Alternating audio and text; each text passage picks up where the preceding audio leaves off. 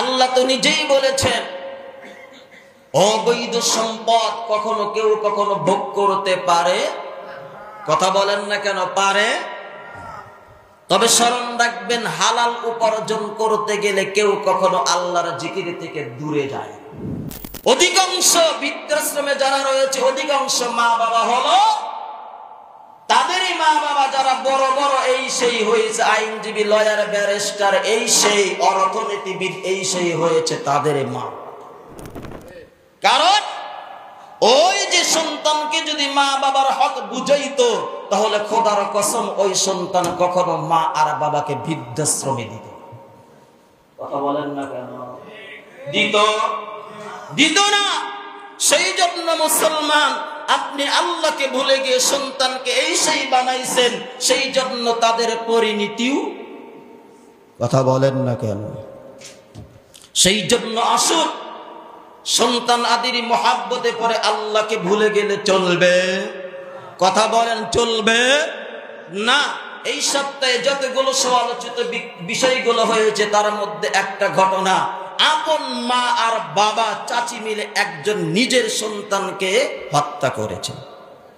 কথা বলেন না কেন? করে নাই? কিসে করেছে? সম্পদের মহাব্বতে।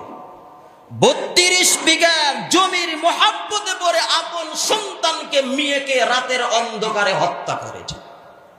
সত্য নাকি মিথ্যা? এই কথা বলেন না কেন?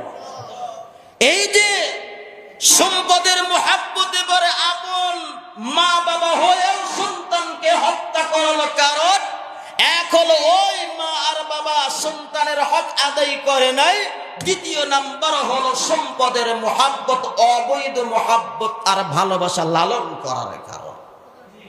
কথা বলেন না কেন? আরো একটি ঘটনা, সন্তানকে এরকম ভাবে দিনী শিক্ষায় দিনের বুঝ না দেওয়ার কারণে নাটোরের ঘটনা, কিন্তু যদিও সাভারে আপন মেয়ে তার বাবাকে হত্যা করেছে ছুরি আঘাতের দ্বারা। কথা বলেন ঠিক? কারণ মেয়েটা উল্টা পাল্টা চলাফেরা করতো। কারণ এটাই, ওই মা আর বাবা যদি ওই সন্তানকে দিনী শিক্ষায় শিক্ষিত করতো, দিনের বুঝগুলো দিত, আল্লাহর পরিচয় দিত, রাসূলের পরিচয় জানতো, কোরআনের পরিচয় জানতো, দিনের তালিমের দ্বারা শিক্ষায় শিক্ষিত হতো, খোদার কসম এই মেয়ের দ্বারাও বাবা হত্যা হতো। কথা বলেন না কেন? যে ব্যক্তি হালাল উপার্জন করে সে সবসময় আল্লাহর জিকিরে থাকে। স্মরণ রাখেন, যে হালাল উপার্জন করে, কথা বলেন না কেন, সে কার জিকিরে থাকে? কারণ হালাল উপার্জন এটাও আল্লাহর জিকির। কথা বলেন না কেন? হালাল উপার্জন, সবাই বলেন হালাল উপার্জন এটা কার জিকির? আল্লাহর জিকির।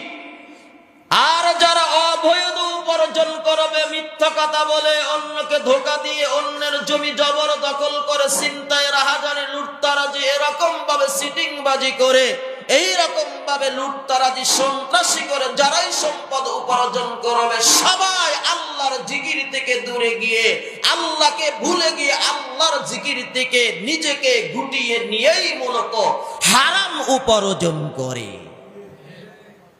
কি উপার্জন? যে ব্যক্তি মিথ্যা কথা বলে উপার্জন করলো, সে আল্লাহকে ভুলে গেল। কথা বলেন না কেন? কাকে ভুলে গেল? সবাই বলে যে সুদ খেয়ে উপার্জন করলো, সুদের খাতায় নাম লেখাইলো, সে আল্লাহকে ভুলে গেল। যে ঘুষ খেলো, ঘুষ খাইলো, ঘুষের খাতায় নাম লেখাইলো, সে আল্লাহকে ভুলে গেল। যে এরকম ভাবে দুর্নীতি করে উপার্জন করে, দুর্নীতিতে গেল, সে আল্লাহকে ভুলে গেল। যে এরকম ভাবে ছিনতাই, রাহাজানিতে গেল, সে আল্লাহকে ভুলে গেল। কথা বলেন না কেন? আরো একটু আস্তে বলেন, সত্য নাকি মিথ্যা? কথা বলেন। সেই জন্য উপার্জনের ক্ষেত্রে আল্লাহকে ভুলে গেলে চলবে না। উপার্জনের ক্ষেত্রে, কামাই, ইনকাম, রোজগার করার ক্ষেত্রে যারা আল্লাহকে ভুলে যায়, তারা নিজেরা ক্ষতিগ্রস্তের মধ্যে। কার মধ্যে? কথা বলে, ক্ষতিগ্রস্তের মধ্যে। যারা হালাল উপার্জন, বৈধ উপার্জন, এই বৈধ উপার্জনে যদি কোটি টাকাও কামাই দিনে, তাহলে সে আল্লাহকে স্মরণ রেখেই কামায়। কথা বলেন না কেন? সে যদি বৈধ পন্থা, হালাল পন্থা, সঠিক পন্থায় যদি দিনে কোটি টাকাও কামায়, তাহলে এটা আল্লাহর রাস্তায় কামাইলো, বৈধ পন্থায় কামাইলো, হালাল উপার্জন করলো। আর যদি দিনে 1 টাকাও যদি অবৈধ পন্থায় ইনকাম করে, উপার্জন করে, তাহলে সে আল্লাহকে ভুলে গিয়েই 1 টাকা উপার্জন। কথা কি বুঝাইতে পেরেছি? কথা বলেন, বুঝাইতে পেরেছি? সেই জন্য আল্লাহ বলেন, বান্দা, এই সম্পদ যেন তোমাকে আমি আল্লাহ থেকে দূরে সরায়া না দেয়, আমি আল্লাহর জিকির থেকে যেন দূরে সরায়া না দেয়, আমি আল্লাহর জিকির থেকে যেন তোমাকে গাফিল করে না দেয়।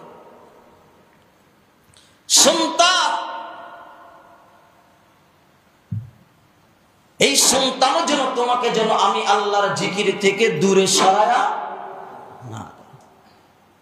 সন্তানকে আপনি ডাক্তার বানান, ইঞ্জিনিয়ার বানান, লয়ার বানান, আইনজীবী বানান, ব্যারিস্টার বানান, ওসি বানান, ডিসি বানান, ম্যাজিস্ট্রেট বানান, যা কিছু বানান, অসুবিধা নাই, তবে আপনি বৈধ পন্থায় বানায়। কোন পন্থা? কথা বলে, বৈধ পন্থায় বানায় যান। সন্তানকে আল্লাহর পরিচয় শিখায়া দেন, সন্তানকে কোরআনের পথে চালায়া ইঞ্জিনিয়ার বানান, আল্লাহর পরিচয় দিয়ে সন্তানকে ইঞ্জিনিয়ার বানান, কোরআনের তালিম দিয়ে সন্তানকে ইঞ্জিনিয়ার বানান, রাসূলের পরিচয় দিয়ে আদর্শের উপরে সন্তানকে ইঞ্জিনিয়ার বানান, লয়ার বানান, আইনজীবী বানান। সন্তানকে মা বাবার হক শিখাইয়া দিয়ে আপনি লয়ার, আইনজীবী বানান। তাহলে আপনি এরকম ভাবে যদি কোরআনের প্রত্যেকটা বিষয় তাকে বিষয়টা শিখাইয়া দিয়া, বুঝাইয়া দিয়া, দেহের মধ্যে ঢুকাইয়া দিয়া লয়ার, আইনজীবী বানান, তাহলে এর পিছনেও যে আপনি শ্রম ব্যয় করলেন, অর্থ ব্যয় করলেন, এটাও বৈধ পন্থায় হয়ে যাবে। যা কিছু বানান, এই যে বানানোর পিছনে আপনি যা কিছু ব্যয় করলেন, সব কিছু আল্লাহকে ভুলে গিয়েই করলেন। কি গিয়ে করলেন? কথা বলেন না কেন? আরো একটু জোরে বলেন, কাকে ভুলে গিয়ে? সেই জন্যই তো আমাদের দেশের অনেক সন্তানাদি লয়ার, আইনজীবী, ব্যারিস্টার হয়ে এরকম ভাবে মা আর বাবাকে বৃদ্ধাশ্রমে রেখে দেয়। কথা বলেন না কেন? একাধিকবার প্রতিবেদন আসছে, বাংলাদেশ সহ বহির্বিশ্বে, যদিও বৃদ্ধাশ্রম ইসলামে আইন অনুযায়ী জায়েজ নাই, বৃদ্ধাশ্রম ইসলামিক আইন অনুযায়ী কি নাই? সবাই বলেন, জায়েজ নাই, জায়েজ নাই, অবৈধ, হারাম। এরপরেও বৃদ্ধাশ্রমে যতগুলো মা বাবা রয়েছে, খোঁজ খবর নিয়ে দেখা গিয়েছে, একাধিকবার প্রতিবেদন প্রকাশ আসছে, একজন আলেমের মা বাবাও বৃদ্ধাশ্রমে না। হইতো সেই জন্য 2টি বিষয় পয়েন্টকে সামনে রেখে আল্লাহ বলেছেন, তোমরা সম্পদের মহব্বতে পরে আমি আল্লাহকে ভুলে গিয়েও না, সন্তানের মহব্বতে পরে আমি আল্লাহকে ভুলে গিয়েও না। এই সম্পদ আর সন্তান তোমাদেরকে দিয়েছি পরীক্ষা স্বরূপ, আর তোমাদের এই পরীক্ষায় যদি পাস করতে পারো, আমি আল্লাহ তোমাদের জন্য আখিরাতের ময়দানে মহা পুরস্কার দ্বারা পুরস্কৃত। কে পুরস্কৃত করবে? এই কথা বলেন, কে করবে? আল্লাহ করবে। আল্লাহ হলেন মহাপুরস্কার দাতা। সেই জন্য আল্লাহর পুরস্কার নিতে রাজি নাকি সন্তানাদিকে লন্ডন, কানাডা, ইউরোপ, আমেরিকা পাঠাইবে এই পুরস্কার চাই? কথা বলেন না কেন? আমরা তো পুরস্কার চাই যে সন্তান সবগুলো লন্ডন, কানাডা, ইউরোপ, আমেরিকাতে পাঠাইবে, এই পুরস্কার চাই। 100 জন বাবার মধ্যে 95 জন এটা চায়। সত্য নাকি মিথ্যা কথা? এই কথা বলেন না কেন? অথচ ইউরোপ, আমেরিকা, লন্ডন, কানাডা এই জমিনটা হলো অভিশপ্ত জমিন। কথা বলেন না কেন? কি জমিন? কথা বলেন, কি জমিন? অভিশপ্ত জমিন। কারণ এই জমিনে কোন নবী রাসূল আল্লাহ পাঠায় নাই। কথা বলেন না? আল্লাহ যদি ওই জমিনকে পছন্দ করতো, তাহলে আল্লাহ কোন নবী রাসূলদেরকে ওই জমিনেও পাঠাইত। কথা বলেন না কেন? আল্লাহ কোন নবী রাসূল 2,24,000 নবী রাসূল দুনিয়াতে আল্লাহ পাঠাইছেন, অথবা 1,24,000 কোন ইউরোপ কান্ট্রির মধ্যে একজন নবী রাসূলকে আল্লাহ পাঠায়। তাহলে অভিশপ্ত না? কথা বলেন না কেন? সেই জন্য অসৎ মুসলমান, আমরা দুনিয়ার জমিনে কোনো সার্থকতা নাই। সন্তানকে ইউরোপ পাঠাইলে, আমেরিকা পাঠাইলে, লন্ডন পাঠাইলে আমি সফল না। সফল তো ওই ব্যক্তি, সে গরিব হোক, সে রাস্তার মানুষ হোক না কেন, কালো হোক, মিসকিন হোক, ফকির হোক, ভিক্ষুক হোক, কৃষক হোক, ওই ব্যক্তি তো সফল যেই ব্যক্তি তার সন্তানকে আল্লাহর পরিচয় করায়।